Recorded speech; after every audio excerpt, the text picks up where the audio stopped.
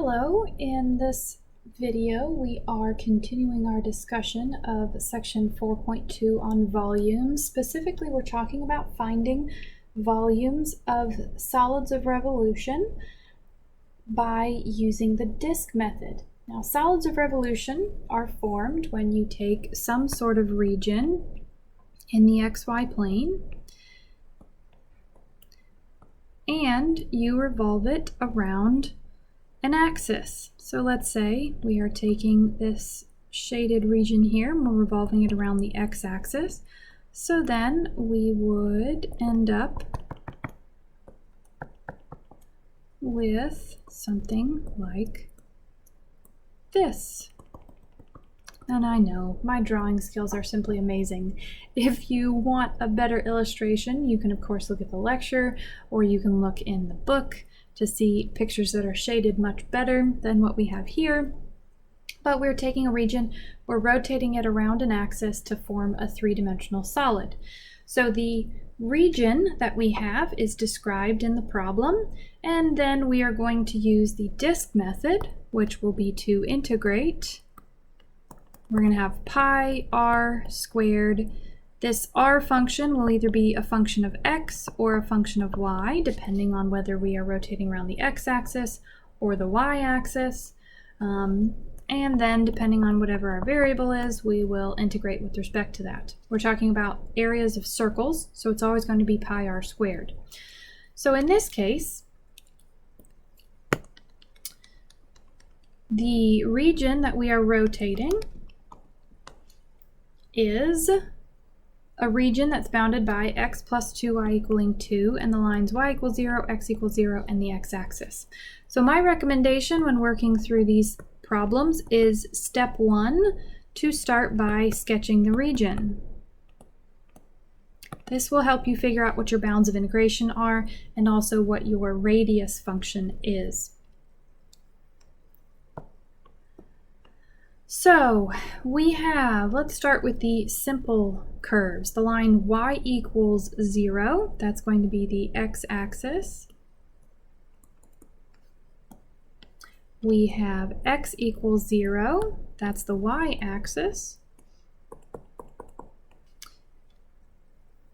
And we have x plus 2y equaling 2. We can solve for y pretty easily here. We're going to get a negative 1/2 x plus 1. So that's going to be a straight line, with the intercept being 1 and the slope being negative 1/2. So it'll cross the x-axis at 2. So we're going to have something like this. Okay, so the region that's bounded by these three things is going to be this triangular region here. And we're taking it and rotating it about the x-axis, so we're going to rotate about this line. If you want to, you can draw a little bit of a sketch of the three-dimensional solid. I will try to do that here. So I'm going to go down to a negative 1. That's not quite correct there. Let me go a little bit farther. Negative 1. So I'm going to have something like this. So this gets rotated around there, rotated around, and so on and so forth. So if you were to take that region and flip it up, you would end up with a cone. So essentially, we are finding the volume of a cone in which the largest triangles here are this region in the xy plane that we are rotating. Okay, so let me, to clear that up, let me get rid of our three-dimensional solid, so that I can draw on this a little bit better. Since we are rotating about the x-axis, this means that we are going to take slices from our region that are perpendicular to the x-axis. So that right there is what our radius function should be. Now, rotating around the x-axis means that our radius is going to be a function of x. The radius, and this gets us into step 2 now. So step 2 is to find a formula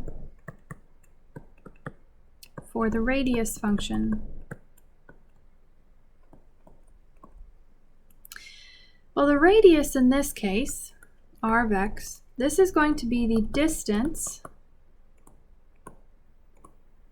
between the x-axis, which is our axis of revolution, and the function y equaling, oops, don't have room for that, y equaling negative 1/2 x plus 1. If you notice, the x-axis corresponds to y equaling 0. So we have two functions, y equals 0, y equals negative 1/2 x plus 1. To find the distance, you're going to subtract the two. And you'll want to subtract in such a way that you will get a positive value. So the things that are larger, put that first. So this would be the same thing as what we did with area, which was top minus bottom. So the top function is the straight line y equaling negative 1/2 x plus 1, and then we subtract a 0, so that's just negative 1/2 x plus 1. So our radius function in this case then is a negative 1/2 x plus 1. So that's step 2. Step 3 would be to find the limits of integration.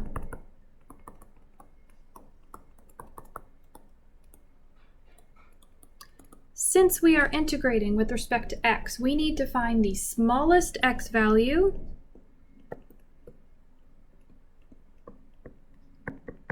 in the shaded region. That becomes our value for a. So this region goes from x equaling 0 to x equaling 2. So that means that a is going to equal 0. B is going to be our largest x value in the shaded region.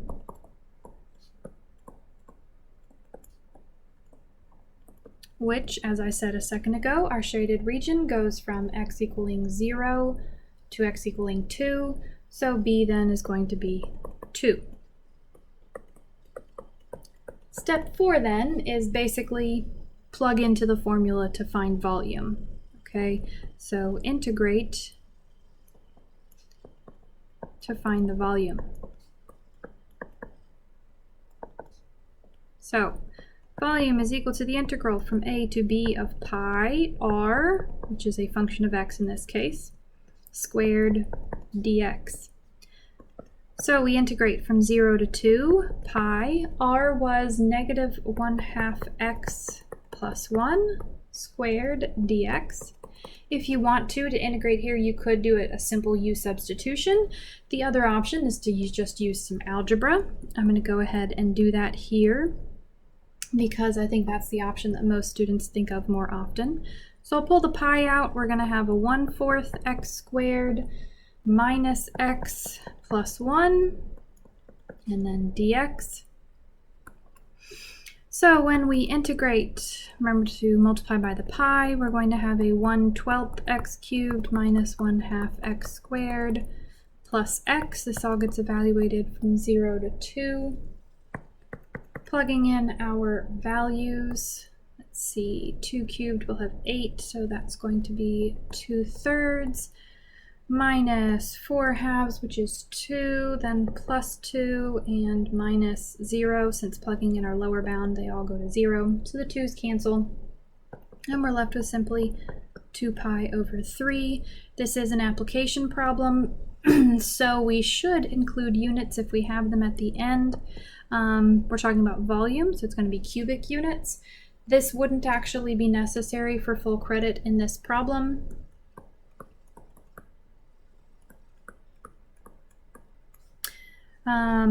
Because we don't have specific units.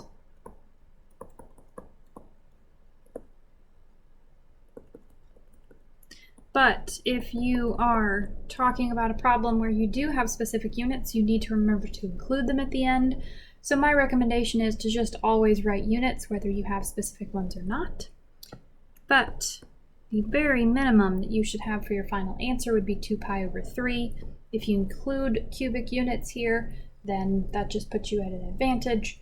Definitely don't forget them when you actually have something specified in the problem.